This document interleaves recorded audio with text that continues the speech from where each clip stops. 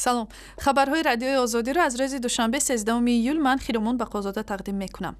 در جریان سفر نخست وزیر هند به تاجیکستان دو سازشنامه همکاری در ساحه معارف و فرهنگ به تصویب رسید.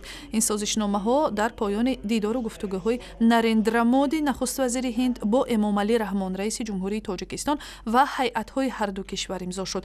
بر پای این سازشنامه ها هند در حدود تاجیکستان در 37 مکتب، لابراتوریا یا کارگاه های کامپیوتری تأسیس می‌دهد.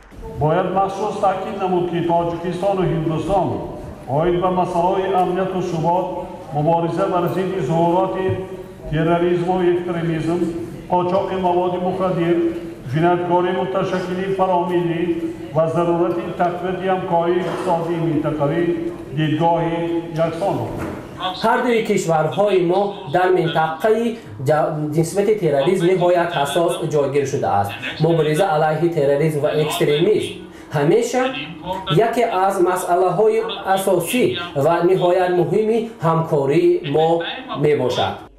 یکی از موضوعهای مورد توجه نخست وزیر هند در تاجیکستان مبارزه مشترک با افراطگرایی و تروریسم در پس منظر از خاک افغانستان بیرون شدن نیروهای ناتو میباشد.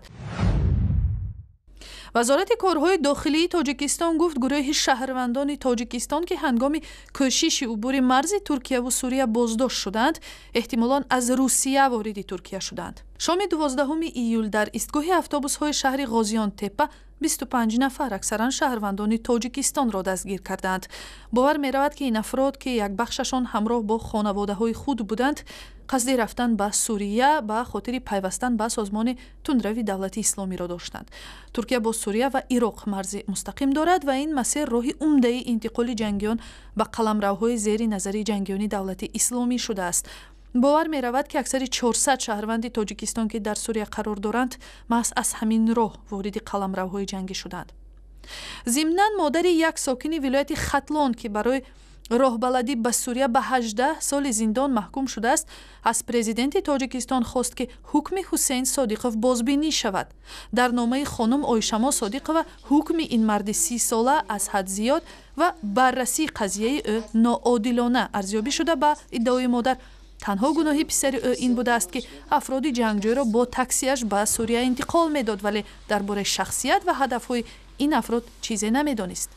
بچم گفت که من یگان گناه ندارم، خیلی تاکسی گفت من یک از گیجه برای گفت میرم همین خیلی نیست گیجه یکی بگه برای همین 18 سال دادنش. من ای پرزیدنت خواهش کردم که مقصد 3 فرزند نابالغ دارم، من مادر کسلی قند دارم، کسلی شش دارم، در اونجا کار نمینم، اویلش کار نمینم، اویلش هم کسلمنده. طبق حکم دادگاه ناحیه شهر توس قاری حسین یا حسین صادقوف اخیراً به 18 سال زندان محکوم شد و او را دادگاه برای جلب، تعلیم یا تامین مادی زرخریدان و استفاده آنها در عملیات جنگی گناهکار دانسته است. بر طبق اطلاع مقامات ختلان حالا حدود 60 جوان این ولایت به دولت اسلامی پیوستند. مقامات تاجیکستان میگویند که به نزدیکی ترمیم و تجدید یکی از نیروگاه‌های بزرگ کشور نیروگاه سربند را شروع می‌کنند. اگریگات‌های نیروگاه با اقتدار 240 مگاوات در رودخانه وخش چهارمین نیروگاه بزرگ تاجیکستان خیلی فرسوده شدند و برای تعمیر نیروگاه از حساب 136 میلیون دلار یاری بانک آسیایی روش مبلغ جدا می‌شود. حالا آزمون بین‌المللی برای انتخاب شرکت مسئول ترمیم و تجدید اعلان شده است. نیروگاه برق آبی سربند سال 1962 ساخته شده است و به گفته متخصصان تاجیک از آن زمان تا کنون یگان بار تعمیر نشده است. کمیته دولتی اداره زمین و گئودزی تاجیکستان می‌خواهد سرتیفیکات استفاده زمین و شناسنامه تکنیکی منزل ساکنان را برهم دهد. اکبر تبرزاده رئیس این کمیته 13 ایول در یک نشست خبری در دوشنبه گفت بر عوض این دو سند به ساکنان حجت یگانه داده خواهد شد. با گفته تبرزاده این کار به خاطر آسان نمودن مشکل ساکنان و از بین بردن خرج و مرج در حجت گذاری زمین ها صورت میگیرد. تبرزاده گفت در حال حاضر از ساکنان کشور به عنوان مقامات محلی زیستشان 234,000 عریضه برای جدا کردن قطعه زمین وارد شده است، اما به قول مقامات امکان قانع کردن کل این درخواست ها را ندارند چون که تاجیکستان کشوری کم زمین است. ҳамчунин дар ин нишасти матбуотӣ дар масъалаи баҳсҳои сарҳадии тоҷикистону қирғизистон ва мушкили аломатгузоришавии марз суҳбат шуд. мақомот мегӯянд кор дар ин самт дар комиссиони муштараки байни давлати ду кишвар идома дорад.